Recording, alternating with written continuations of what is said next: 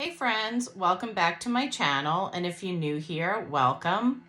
So in this video, I'm going to review the new Makeup Forever HD Skin Foundation. So I wasn't going to get this foundation because I had seen some mixed reviews on it, and I started to second guess whether or not I wanted it. I went into Sephora today because they're having if you spend $75, you get 500 points. And I'm really close to getting earning another $100 gift card. So that would put me over. And there's a couple of foundations that I wanted to try. And I had initially taken this one off of my radar, but when I went in store and I went in to get my color matched, the gal that had this on, it looks so nice on her. Now granted, she is much younger than me, but she had the same skin type as me. So I wanted to give it a try and see how it was going to work out for me. So the shade that I got is 1N14. And in parentheses, it says Y245. So I heard that the old shade is matched up for you from the previous foundation. Now that foundation I never purchased, but I got like a mini sample of it, like one of those mini bottles. It wasn't like one of those little tiny samples that you get like on a card. It was actually like a little sample, and I was like, wow, this foundation is really nice. And so I did enjoy it. I just never purchased a big bottle of it, but I did like it. So without further ado, let's just go ahead and apply it and see how it goes. So I did my eye makeup and I did my brows, but I did not do my face because I really want to test this out and see how it's going to look. So I have a sponge and I have a brush, and I just cleaned my brushes last week. This is the BK Beauty 101. So everybody seems to do sponge on one side and brush on the other. To be quite honest with you, I actually like applying my foundation with my fingers. I just find that that's what I gravitate towards. But we'll do it that way and see. So here's what the shade is looking like, and you can see that it's a little bit runny, but not bad. And then I like to just kind of, I like to like apply it with my fingers. I know that some people pick it up like with their brush. So this seems to actually do quite a bit. And let's bring it down the neck. And it's weird that I'm just doing this on one side, because what I do is I just usually put it like all over. This one thing I did find when I got shade matched in store was it did oxidize a little bit. So initially she had selected a different shade for me, and she said, just let it sit there for a moment and let's see how that works. And then it started to oxidize, and we both agreed that it wasn't like the best shade for me. So then she went on to this shade, which is the one that I wound up purchasing. And that seemed to be a better fit for me. Now, I do have some redness, and I do have some hyperpigmentation. If you watch my channel, I've talked about my journey with trying to correct that. And it's going well. I mean, it's been a while, and I did find a product that works for me, but it's not totally gone. So here's how it's looking with a brush. And this is, like I said, this is the BK Beauty 101 brush. So I had heard that this is buildable. It's a medium buildable. So I think that looks pretty good. I would say it's medium. I would not say this is full, but I can see how you can probably get that to build up. It feels very light and very liquidy. That's how it feels like when you're putting it on. Now, my trouble areas and what I find, I should tell you what kind of skin I have. I have normal to dry, and I would say I'm probably more normal than anything else.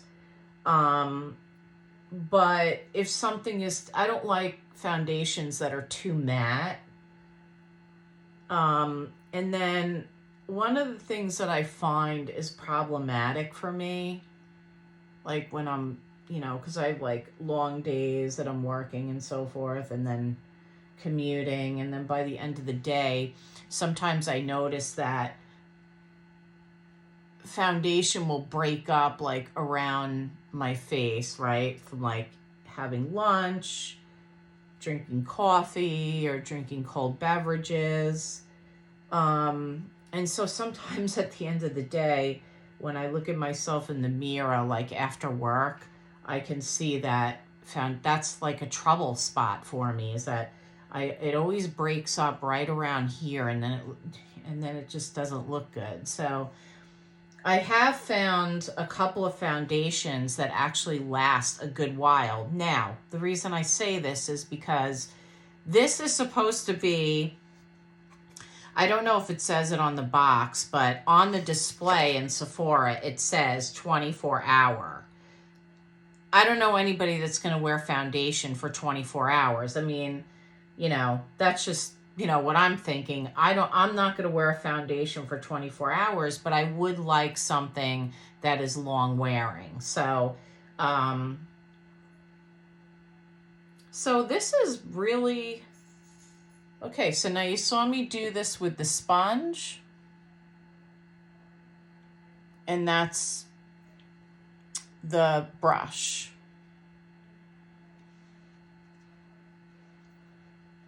I think it's nicely, I'll tell you what, I think I like it both ways. I really have to say. So sponge, and that's the brush side.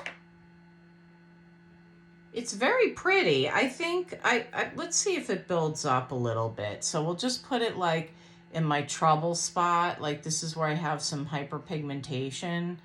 So let's just see what happens if I put a little bit more just there.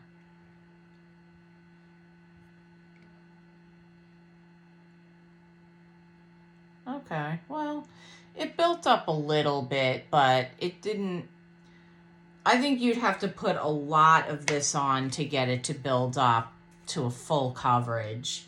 And I don't think it totes itself out to be a full coverage, but if that's what you were looking for, I would say that this is high medium coverage. So, so far I like what's happening here. So I'm just going to put on, I didn't put any concealer on or anything like that. So I'm just going to put in a little bit of this Good Apple. This is great, by the way. I really like this concealer a lot. I was going to forego buying this concealer because I hated the foundation. It just, I know that people said that it's all about, how you apply that foundation, but it was terrible. I don't want to work that hard with my foundations. And so I almost did not get this because I thought if that's going to be problematic too, or I thought maybe it would be that same kind of consistency, but it's actually surprisingly very nice. So I definitely highly recommend this. Anyway, we're talking about the foundation. So that's how we're looking. And then we'll put a little bit of, because I just want to see how it plays with other products. So the other thing that I got today is this Tarte Man-Eater Plumping Blush. It is supposed to be a dupe for the Charlotte Tilbury Glowgasm, Pinkgasm rather. It's that one that's always sold out. There's a little swatch of it. So it's got that glow to it. We'll use this.